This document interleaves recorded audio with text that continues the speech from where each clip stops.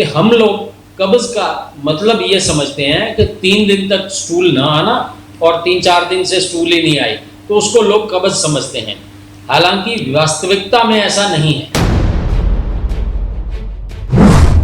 Ayurveda, naturopathy और homeopathy का ये बिलीफ है कि आपने खाना खाया और साथ ही साथ स्टूल पास हो जाना चाहिए। खूब सारे फाइबर लें और खूब सारा पानी लें, आपकी कब्ज ठीक, और आपकी कब्ज ठीक तो आपका फिशर भी ठीक और फिस्टुला भी ठीक। हरी सब्जियों की खूब बड़ी प्लेट भर के उसको कुकर में डालें, 1 सीटी से उबालें और वो सेमी कुक्ड सब्जियां भी खा जाएं और वो सूप 2-3 बाउल भर के पी लें तो आपको कभी जिंदगी में कब्ज नहीं होगा। नमस्कार, D5 चैनल हिंदी देख रहे दर्शकों का मैं वंदना स्वागत करती हूं। आज एक बार फिर हम जुड़े हुए हैं डॉक्टर HK खरबंदा जी से। डॉक्टर खरबंदा, आपका बहुत बहुत स्वागत है हमारे इस प्रोग्राम में। धन्यवाद सभी का, सभी दर्शकों को प्यार देने का बहुत बहुत धन्यवाद। सभी को नमस्कार। डॉक्टर खरबंदा, ये बताइए कि आजकल क्या होता है कि लोग अचानक से टॉयलेट से बाहर आते हैं तो उन्हें पता चलता है कि उनका टॉयलेट में ब्लड आया और वो घबरा जाते हैं, उन्हें पता नहीं चल पाता है कि कौन सी बीमारी है। तो स्टूल के साथ जो ब्लड पास होता है उससे कौन सी बीमारी होती है, उन्हें समझना होगा कि उन्हें क्या हुआ है। तो बताइए कि कौन सी बीमारी होती है वो। वंदना जी, ये बड़ा कॉमन है आजकल रूटीन में। पूरी जिंदगी में शायद ही ऐसा मौका है कि स्टूल में से ब्लड ना आए किसी ना किसी को। ऑलमोस्ट हर एडल्ट को अपने लाइफ टाइम में कभी ना कभी इस मौके से 2-4 होना ही पड़ता है। और इसका जो मूल कारण है, या तो वो कैंसर की वजह से आधा या अंदर कोई ग्रोथ हो जाती है, या फिर मरीज को हमारे कब्ज हो जाती है। कब्ज का मतलब है जो हमारा, देखिए एक बात और है, मैं आपके सवाल पे जरूर आऊँगा, लेकिन उससे पहले मैं ये बताना चाहता हूँ कि हम लोग कब्ज का मतलब ये समझते हैं कि 3 दिन तक स्टूल ना आना और 3-4 दिन से स्टूल ही नहीं आई तो उसको लोग कब्ज समझते हैं। हालांकि वास्तविकता में ऐसा नहीं है। मॉडर्न मेडिसिन के हिसाब से अगर 1 दिन छोड़ के भी स्टूल आए तो वो उसको नॉर्मल गिनते हैं, वो उसको कॉन्स्टिपेशन में क्लासीफाई नहीं करते। लेकिन आयुर्वेद, नेचुरोपैथी और होम्योपैथी के हिसाब से हर मील के बाद अगर आपको स्टूल न पास हो तो उसको हेल्दी नहीं गिना जाता। आयुर्वेद, नेचुरोपैथी और होम्योपैथी का ये बिलीफ है कि आपने खाना खाया और साथ ही साथ स्टूल पास हो जाना चाहिए। लेकिन देखिए, एक रेगुलरिटी मेंटेन होनी चाहिए। मैं इसमें ये मानता हूँ है उसमें आपको अगर रोजाना एक टाइम पे स्टूल आता है तो ये नॉर्मल है। अगर आपको 2 दिन भी आता है और रोज आता है, मतलब डेली हर ऑल्टरनेट डे आता है, वो भी ठीक है। लेकिन आपको स्टूल पास करते वक्त अगर जोर लगाना पड़ता है तो वो भी कब्ज है, उसको कोई कब्ज में क्लासीफाई ही नहीं करता। अगर आपके स्टूल का पहला हिस्सा सख्त है और बाद में नरम है तो वो कब्ज नहीं गिना जाता। तो कब्ज जो है, आपका जो फर्स्ट पोर्शन अगर सख्त है या आपको स्टूल के लिए प्रेशर लगाना पड़ता है तो वो कब्ज है। और ये कब्ज एनोरेक्टल डिजीजेस को जन्म देता है। 3 तरह के कॉमन एनोरेक्टल डिजीजेस होती हैं। एक पाइल्स, हेमरॉइड्स या बवासीर। अंग्रेजी में पाइल्स बोलते हैं, मेडिकल लैंग्वेज में हेमरॉइड्स बोलते हैं और आम भाषा में बवासीर बोलते हैं। दूसरी है एनल फिशर, कट लग जाते हैं। जो हमारा गुदा का द्वार है, जो एनस का छेद है, उसमें कट लग जाना। और तीसरा है एनस के पास में एक फोड़ा बनके और उसमें से पस और खून का निकलना। तीनों में खून निकलता है। मरीज कंफ्यूज हो जाता है, सर्जन के पास जाऊं, होम्योपैथिक के पास जाऊं, एलोपैथिक के पास जाऊं, करूं क्या? तो लेकिन तीनों का पैटर्न अलग अलग है। अगर हम एहतियात, इस प्रोग्राम को आपके प्लेटफॉर्म के जरिए मैं बताना चाहता हूं, सभी को बड़ा क्लियर हो जाएगा, उनको समझ आ जाएगी कि है क्या।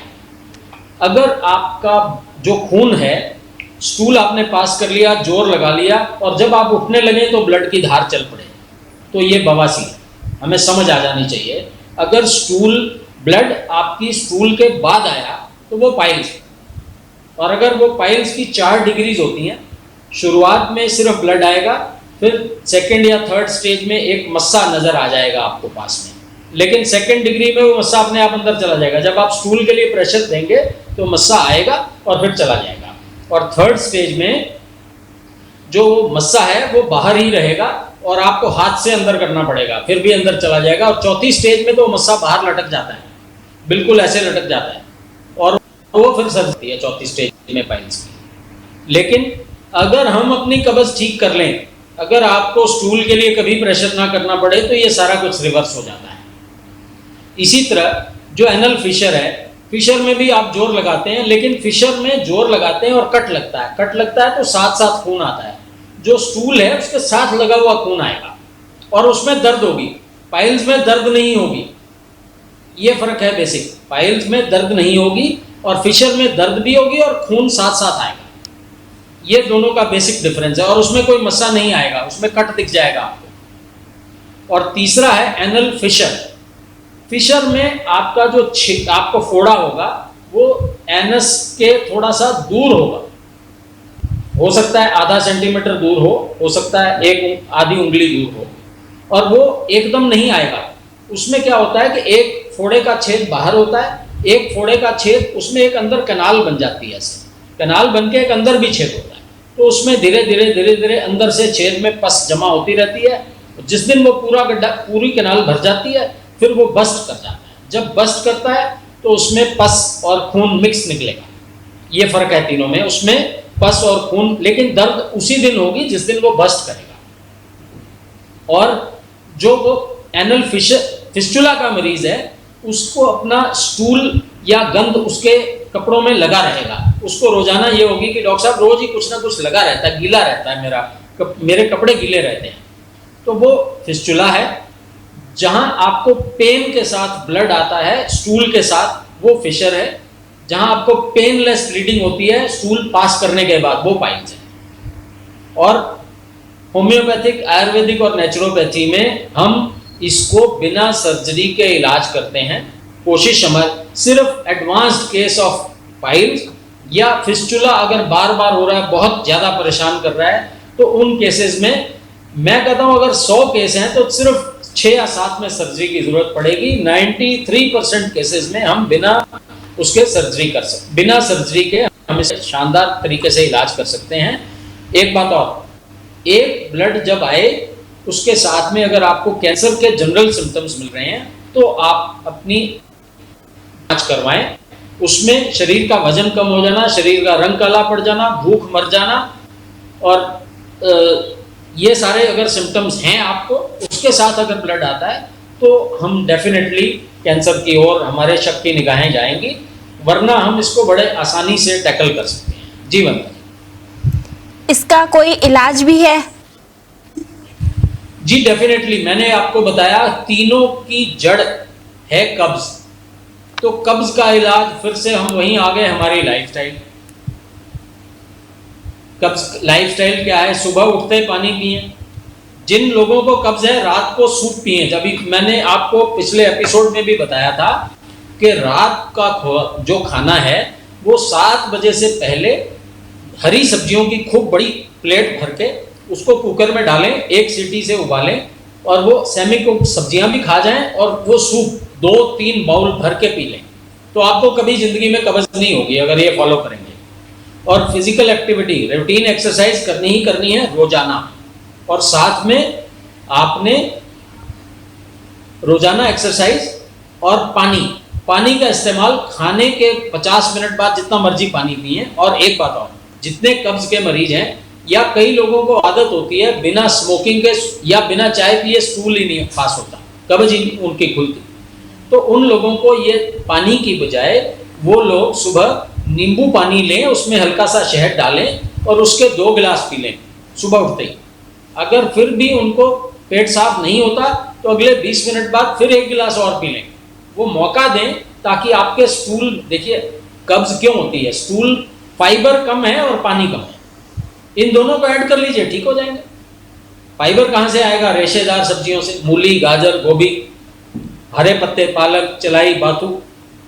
सो खूब सारे फाइबर लें और खूब सारा पानी लें, आपकी कब्ज ठीक। और आपकी कब्ज ठीक तो आपका फिशर भी ठीक और फिस्टुला भी ठीक और बवासीर बिटिक। एक कॉमन इलाज ये है कि एक प्रोसेस होता है जिसको हम sitz bath, SITZ, sitz bath बोलते हैं। ये तीनों बीमारियों में काम करता है।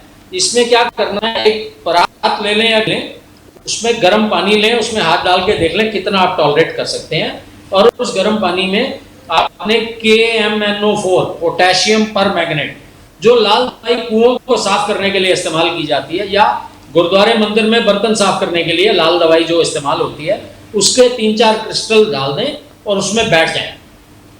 ये रोजाना करना है, ताकि आपको लोकल, आपको जब जख्म बन गया है, जो पाइल्स या उसका मस्सा बन गया है, वो ठीक हो जाए। तो आपने घर बैठ के सिट्स बात करना है, और आपने पानी का इस्तेमाल करना है और फाइबर का इस्तेमाल करना है।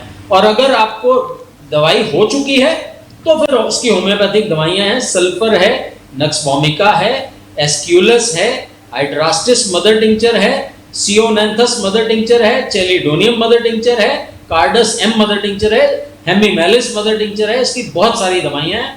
कस्कारा सग्राडा मदर टिंचर है। खूब सारी दवाइयां, बड़े आसानी से ये कंट्रोल हो सकता है होम्योपैथी से। डॉक्टर खरबंदा, आपने हमें बहुत ही आसान तरीके से सब कुछ समझा दिया। आपका बहुत बहुत धन्यवाद। धन्यवाद सभी दर्शकों को। अगले एपिसोड में आपसे फिर मुलाकात होगी। तब तक के लिए नमस्कार।